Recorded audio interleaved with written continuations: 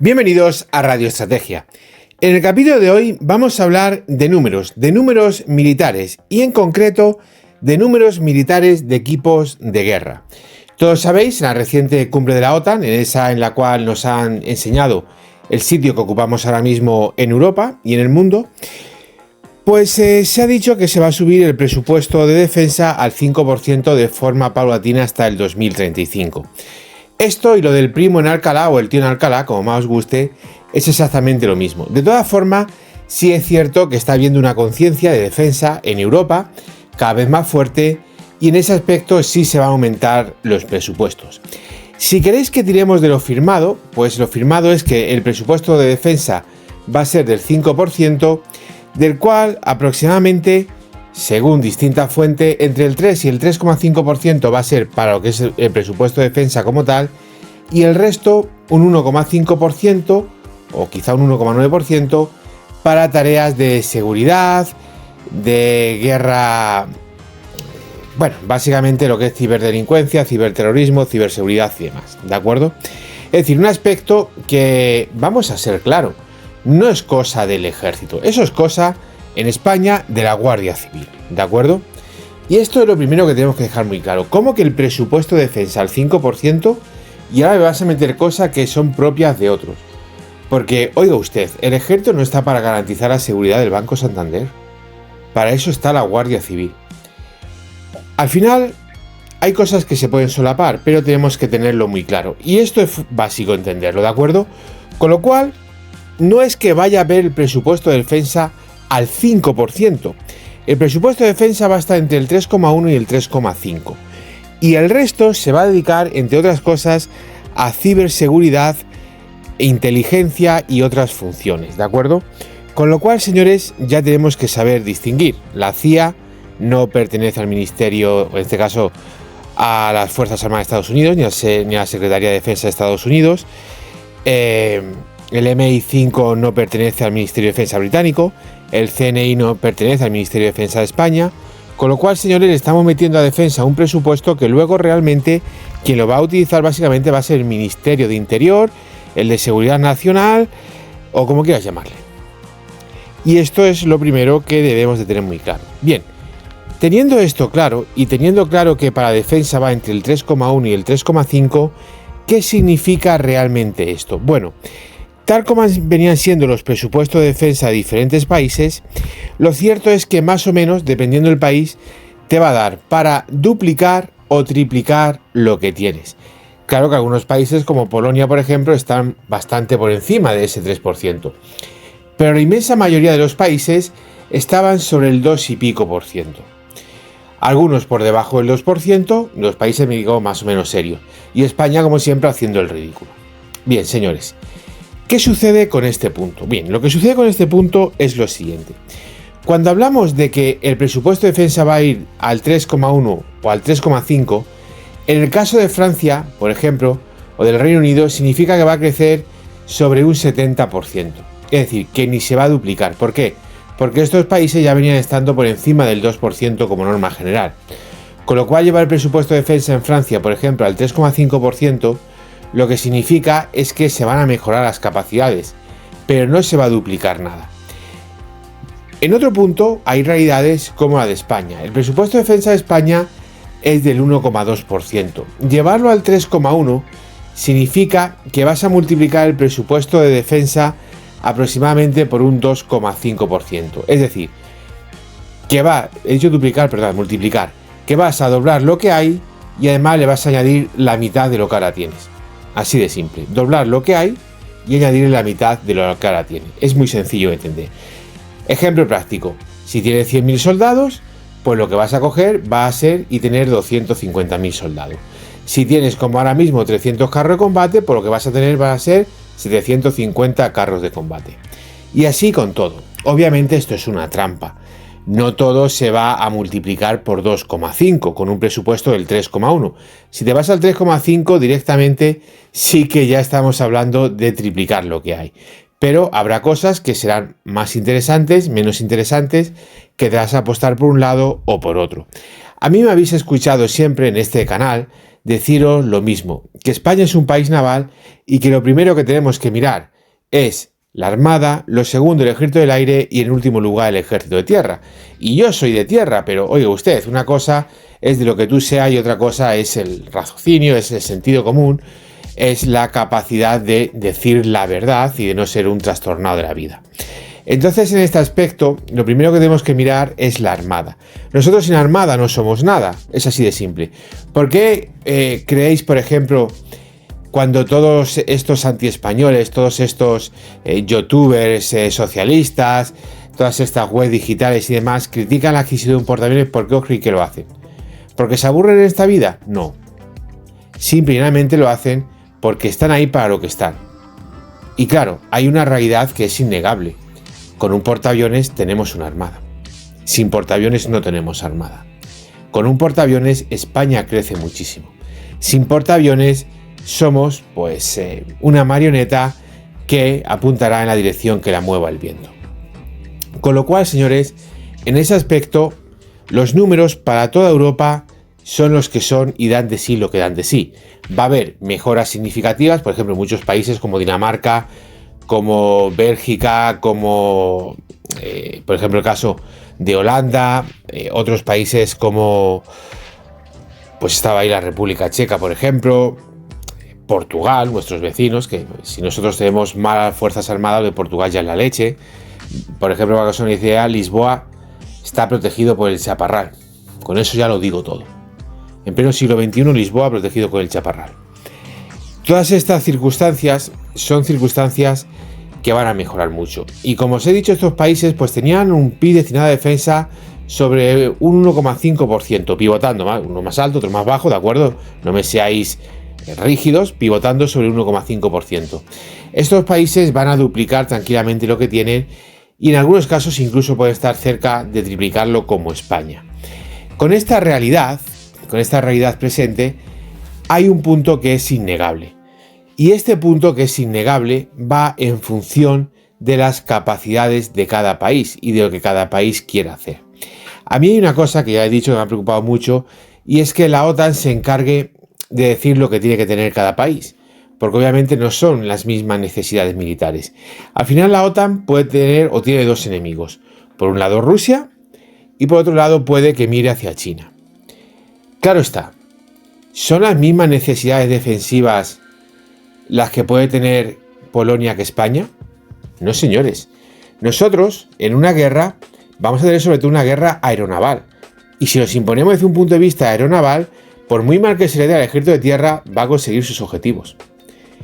Polonia no va a tener una guerra aeronaval. Polonia tendrá como mucho una guerra aeroterrestre. Y Polonia necesita un poderosísimo ejército de tierra. Además, Polonia es una llanura. Polonia vas a ver las mismas montañas que puedes ver en un campo de fútbol. Polonia es una llanura. Con lo cual, en este aspecto, Polonia sí necesita un ejército muy fuerte. Y claro, dentro de esta realidad de pivotar el presupuesto en función a las necesidades, el hecho de que la OTAN quiera establecer directrices comunes es un auténtico peligro. Porque tú imagínate que a la OTAN se va la pinza y nos dice que tengamos un pedazo de ejército de tierra. Ya la hemos liado. Ya la hemos liado. No necesitamos un pedazo de ejército de tierra. Necesitamos una pedazo fuerza aérea y una armada que sea como la del Imperio. Una armada bestial. Y lo que ha hecho hasta ahora la armada es inteligente. Portaaviones y 2 portahelicópteros. Es muy inteligente. Es muy inteligente.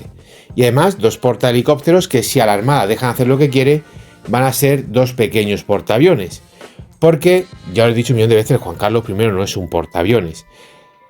Y lo que viene a tener la armada tampoco van a ser portaaviones. Pero oiga usted, si usted se fabrica un portahelicóptero que va a desplazar cerca de 40.000 toneladas, como van a ser los futuros Juan Carlos I, pues no tienes un portaaviones, pero tienes un portahelicóptero que te va a poder operar con 16, 18 F-35 Bravo.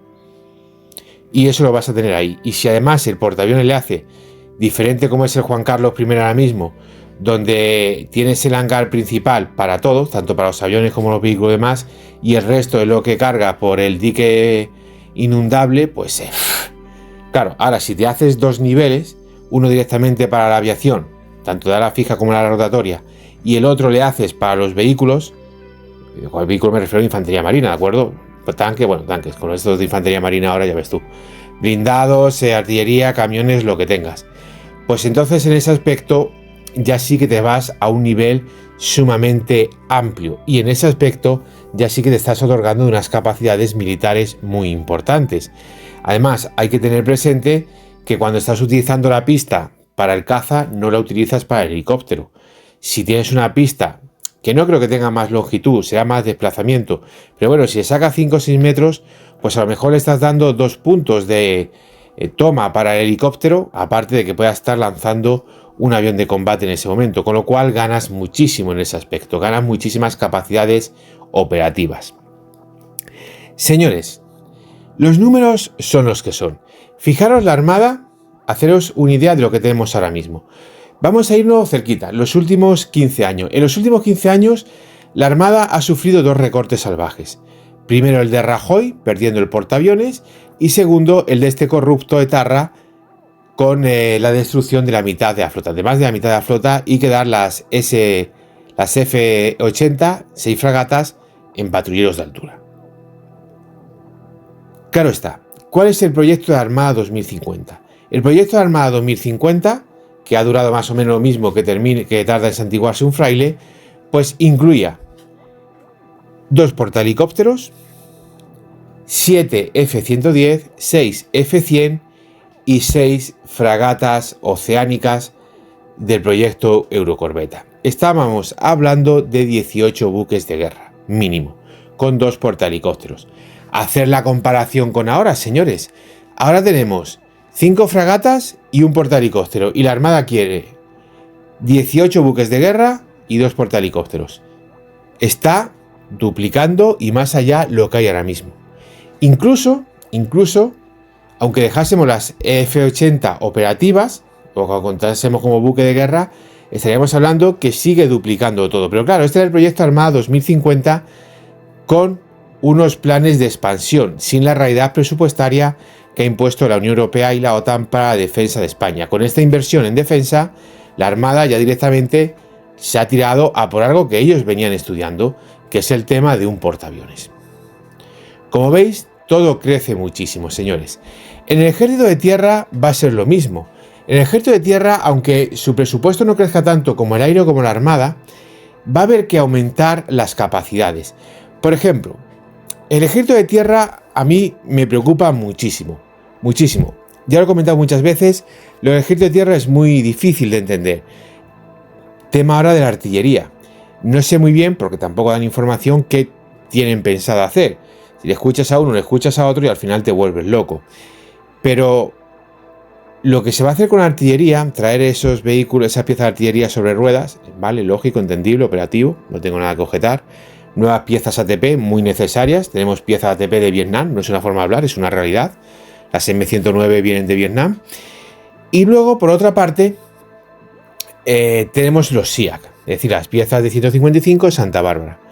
Claro, si con lo que se va a comprar se va a sustituir a toda la artillería actual, pues vamos a tener un problema, porque nos vamos a quedar como estamos, incluso peor. Pero si lo que va a venir se junta y se mantiene con los SIAC y los SIAC no se da de baja, pues vamos a tener una muy buena artillería, porque estamos hablando de más de 300 piezas y, ojo, más de 300 piezas de 155 milímetros. Modernas, capaces, sofisticadas, con buena precisión, con algo muy importante, y es que nosotros somos capaces de fabricar proyectiles de artillería, que eso es fundamental para la guerra. Todo eso, señores, toda esa capacidad de tecnología, al final tiene una realidad muy clara, que es el mayor o menor porcentaje de posibilidad de éxito que vas a tener en cualquier conflicto armado. Con el tema de los blindados pasa exactamente lo mismo. A mí lo que me da miedo del ejército de tierra es que va como pollo sin cabeza.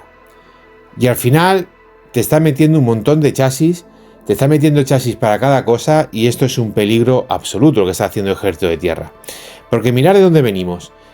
Venimos de una unificación a base de Leopard. Antes había M60 y había AMX-30. Eso es lo que teníamos.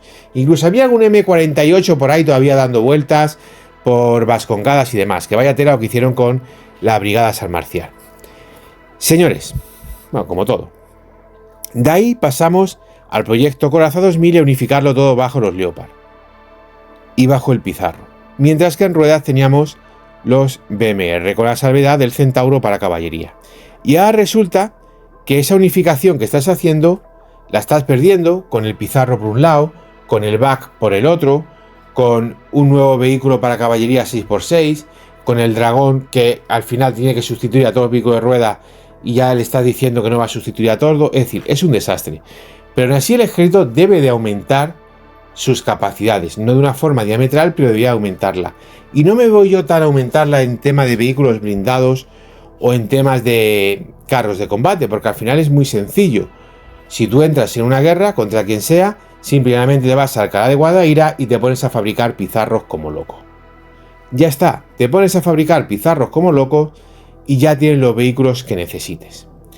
Ese no es el problema. Deberíamos ir a por otras cosas que tardan más en fabricarse, que son más complicadas y que además, digamos que te pueden...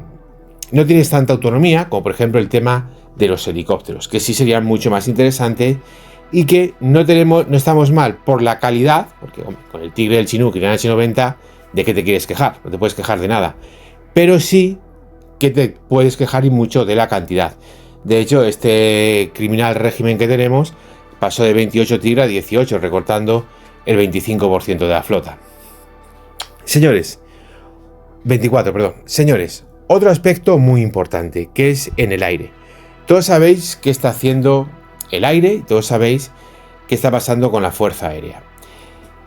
Más allá de que no vamos a hablar de ello porque no es el tema del capítulo radiofónico, del tema del Urgell y demás, hay una realidad que no podemos negar. El Ejército del Aire tiene ante sí un presupuesto muy amplio. El Ejército del Aire tiene presupuesto encima de la mesa para ir a por 300 aviones de combate, incluso más dependiendo de los aviones de combate que sea. Y el Ejército del Aire no está haciendo absolutamente nada. No está haciendo absolutamente nada. El Ejército del Aire tiene presupuesto para ir a por multiplicadores de fuerza. Presupuesto de sobra. Y no ha hecho absolutamente nada. El Ejército del Aire podría perfectamente, si él quisiese, pero claro, tenemos a quien tenemos mandando el Ejército del Aire, que es sin ningún tipo de duda al peor general que ha tenido nunca la institución. El Ejército del Aire, si quisiese, podría coger perfectamente y lanzar el programa de sustitución del F-18. ¡Ya está! No tiene que hacer más. Lanza el programa de sustitución del F-18. Y tú le lanzas y te pones a estudiar modelos. Y ya sabemos que este régimen criminal, que es un régimen antiestadounidense, no quiere el F-35. Pues parece perfecto. Tú lanzas el proyecto. Y cuando lanzas el proyecto, dependiendo de los plazos políticos, porque todos sabemos cuál es la conclusión de ese proyecto, pues más antes o más después dices lo que hay. Pero al menos lanzas el concurso y pones el concurso encima de la mesa. Y en una situación crítica, señores, es que tenemos que mirar que en el 2035 los F-18 adiós. Y que no hay nada más. Que el FCAS, si se llega a salir adelante, si se llega a poner en marcha, es un sistema que va a entrar en el 2040 o en el 2045. Estos son los números, señores, y estos son datos innegables. Y el Ejército del Aire sabe perfectamente que se va a quedar con 114 Eurofighters. Y de esos 114 Eurofighters va a haber 45 que van a ser de la tranche 4 y 5, 20 que van a ser de la tranche 3 y el resto son de la tranche 1 a tranche 2, que para superioridad aérea están muy bien. Pero te estás quedando solamente con 40 Eurofighter con unas capacidades bestiales de ataque a tierra, con 45, perdón, y 20 más de ahí de la tranche 3. Y no tienes más. Y el Ejército del Aire está mirando para otro lado. Y el único proyecto que ha iniciado el Ejército del Aire lo ha hecho con un avión de entrenamiento. En una situación en la que no tienes que hacer ningún proyecto. Porque ya la has liado al coger y quitarte nuestros entrenadores avanzados para poner narcoavionetas suizas. Esta es la realidad, señores. Esta es la realidad. No hay ninguna otra.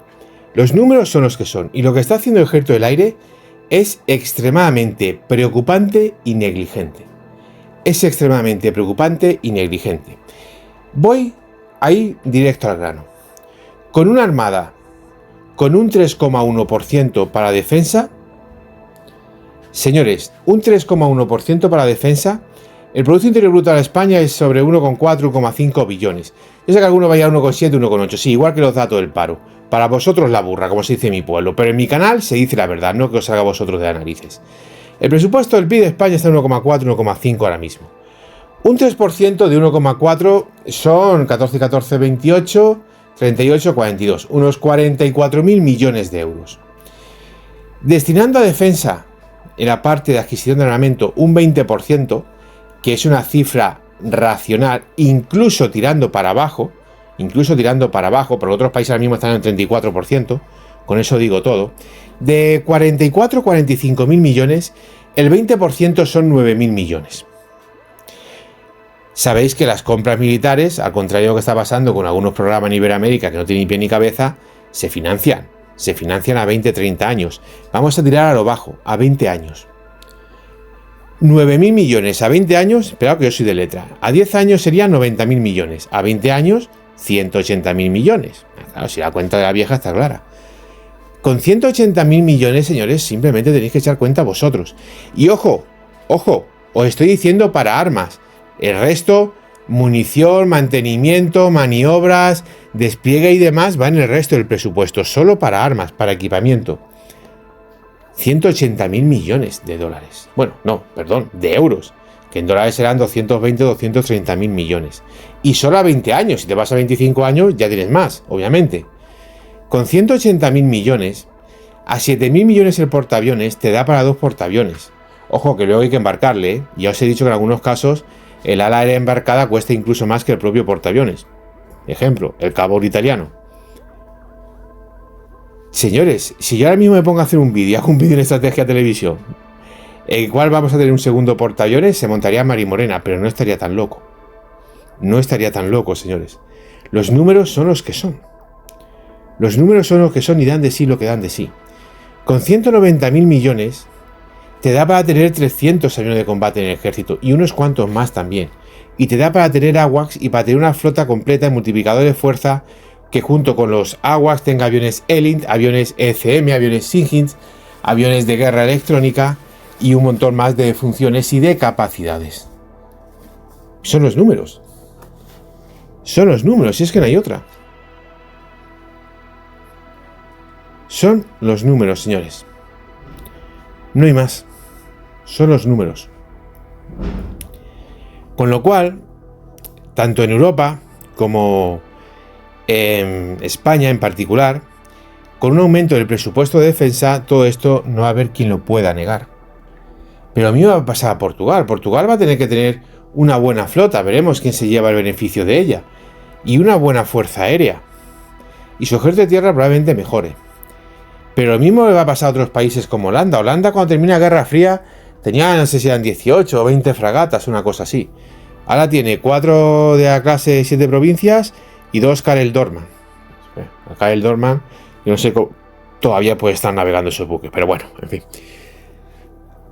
Holanda va a tener que volver a tener fragatas, en serio. Y va a tener que tener una buena flota de fragatas. Y se va a ir por encima de unidades. Ya hemos visto como, por ejemplo, Holanda ya está otra vez comprando carro de combate cuando renunció a ellos. Alemania, pues Alemania va a ir en el mismo camino. Y además Alemania, que con Merkel fue una dirigente criminal para la defensa alemana y para los intereses del pueblo alemán. Todo esto no hay quien pueda negarlo, señores. Y todo esto es una evidencia. Con lo cual, nuestras Fuerzas Armadas, guste más, guste menos, van a un nivel en el cual van a estar muy por encima de lo que tienen ahora mismo. El único problema que hay encima de la mesa es lo que está haciendo ahora mismo el mando militar. Porque al final, y desgraciadamente, a no ser que se cambien las pilas, todo esto va siempre en una dinámica que se tarda mucho. Y es algo muy preocupante porque en los últimos años, en la última década, hemos visto como los programas militares siempre han sufrido retrasos. Y desgraciadamente los retrasos de los programas militares nunca han venido dados por la complejidad, sino por fallos. Por fallos en los que al final tú no identificas el fallo, porque le acaba echando la culpa uno a otro, de uno a otro, de uno a otro, de uno a otro. Ya está. Y es desgraciadamente así. El ejemplo más claro es el dragón, pero hay otros muchísimos. Al final se acaban echando la culpa entre unos y otros Y si tú eres de la empresa va a decir, no, es que lo de defensa me dan un plazo, me dicen unas cosas, luego me la cambian, pero no sueltan presupuesto y demás. Si escucha defensa, pues a defensa le vas a escuchar siempre decir que las empresas no trabajan bien, que tienen que esforzarse más, que tienen que trabajar mejor, que tienen que ser capaces de dar soluciones, de producir a más ritmo y demás. Y voy a ser muy sincero, aquí la culpa tienen todos. Yo ni voy a defender a los míos, ni voy a defender a las empresas españolas. Aquí la culpa tienen todos. Porque sí, no puede ser que las empresas que se han puesto a producir el dragón hayan tardado tanto tiempo. ¿Que defensa ha podido estar tocando narices? Por supuesto que sí. Pero aquí nadie va a venir a salvar la cara a Sapa. Nadie va a salvar la cara a Sapa. Porque Sapa está liando unas que si yo fuese el Ministerio de Defensa, eso nos acercaba más al ejército. Por inútiles. Y puedo hablar de muchísimas otras cosas. ¿Qué está pasando con este vehículo de apoyo de cadena al combate? Porque qué casualidad que Santa Bárbara se pone a exportar blindado y le exporta blindado a todo Dios y con plazo de entrega de meses. ¡De meses! Y luego, sin embargo, con España se monta la marimorena cada vez que hay que entregar un vehículo. De hecho, la única empresa, hombre, tampoco es muy complicado, pero bueno, al menos cumple, que no tiene ningún problema es casualmente una empresa completamente privada, que es Eurovesa. La única. A Eurovesa hoy le pides una cosa y mañana te la entrega. Con lo cual, señores, mejorar, sí, mejorar todos, porque todos tenemos que mejorar, pero asumir la realidad. Y la realidad es que vamos a tener un ejército que va a tener más del doble de la capacidad que tiene ahora mismo.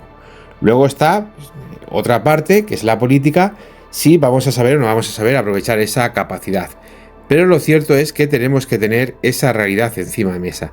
Y esa realidad no nos la puede quitar absolutamente nadie.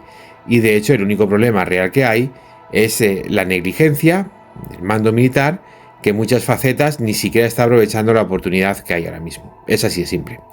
Muchísimas gracias por escuchar este capítulo radiofónico. Espero que haya sido de vuestro agrado. Ya solamente quedan unos cuantos. El verano está aquí, agosto está aquí. Y las vacaciones no nos las quita nadie. Espero que disfrutéis todos. Y por lo demás, pues como siempre, muchísimas gracias por estar ahí.